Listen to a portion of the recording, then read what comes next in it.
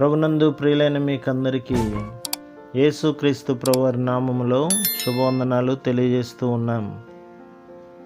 దైవజనుడు బ్రదర్ భక్త సింగ్ గారి పరిచర్యలో నుండి దైవ మర్మములు, దేవుని మహిమ యొక్క మర్మములు. ఏప్రిల్ 1. వారు తృప్తిగా తినని తర్వాత ఏమీ నష్టపడకుండా మిగిలిన ముక్కలు పోగు చేయడని తన శిష్యులతో చెప్పెను. కాబట్టి వారు భుజించిన తర్వాత వారి యొద్ద మిగిలిన 5 యవల రొట్టెల ముక్కలు పోగు చేసి 12 గంపలు నింపిరి. యోహాను సువార్త 6వ అధ్యాయం 12-13 వచనాలు.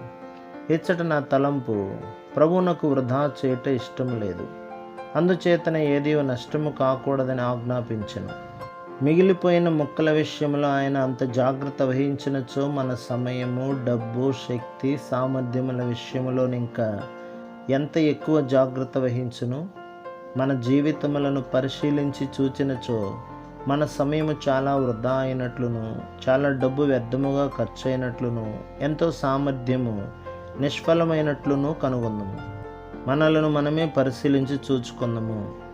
1933వ సంవత్సరము ఇండియాలో నా సేవను ఆరంభించినప్పుడు నేను వెళ్ళిన ప్రతి చోట సమయం అంతా నేను సువార్త ప్రకటించుట ద్వారా దేవుడు సంతోషించునని తలంచితిని. ఉదయముననే లేచి సువార్తలు, కరపత్రికలతో జేబులు నింపి వీధి వీధికి ప్రతి దుకాణమునకు వెళ్ళి ఉచితముగా పంచిపెట్టేవాడను. నా బాధ్యతను నేను నిర్వర్తించితిని అనే నా తృప్తి తప్ప ఆత్మీయ జీవితంలో అభివృద్ధి లేదు.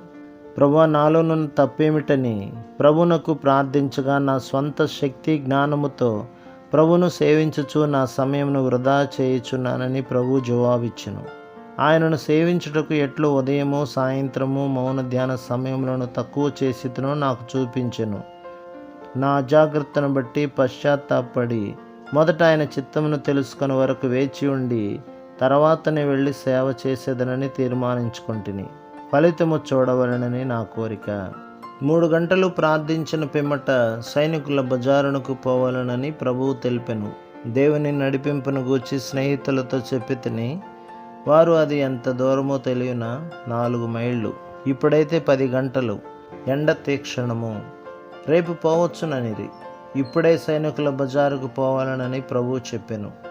ఎవరో ప్రభువు కొరకు వేచి ఉన్నారంటిని. విధేయత చూపి మేము ఆ స్థలమునకు పోగా ప్రభు మాకు ఒక్క ఆత్మ కాదు, అనేకమైన ఆత్మలను సిక్కు, హిందూ, మహమ్మదీయ మతముల నుండి అనుగ్రహించెను. ఇట్లు దేవుడు నాకు ఫలమును అనుగ్రహించుటకు ప్రారంభించెను. మనము ఫలమును చూడవలెనని దేవుని ఆశ.